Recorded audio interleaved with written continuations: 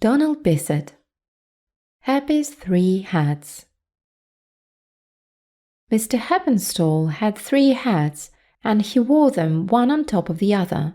All the people who lived in the high street, the doctor, the greengrocer, the chimney sweep, in fact everybody, thought, "Isn't Mr. Heppenstall polite? He lifts his hat 3 times whenever he meets us, once for each hat."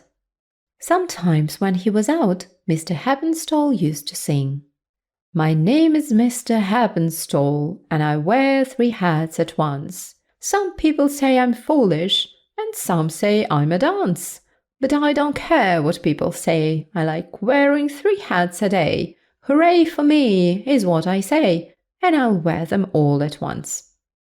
But there were times when Mr. Heppenstall felt sad, because though he wore 3 hats, he only had 2 hands, and so he could only lift 2 hats at once, and had to put one of them under his arm before he could lift the 3rd. "I do wish I could lift 3 at once," he thought. Just then, who should come along but Mr. Heppenstall's cat, Mommy. "Where are you going to, Mommy?" said Mr. Heppenstall. "I'm going to the fishmonger to get some fish," said Mommy. "Will you ride on my shoulder?" said Mr. Heppenstall. "And if we meet the doctor, or the greengrocer, or the chimney sweep, or the doctor's wife, or the chimney sweep's wife, or anybody at all, will you lift one of my hats for me?" "All right," said Mommy, jumping up onto Mr. Heppenstall's shoulder. At that moment, who should come along but the doctor's wife, Mrs. Smart.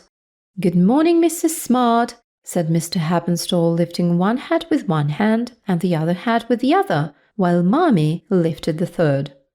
"Good morning, Mr. Heppenstall," replied Mrs. Smart. "What a polite man," she thought.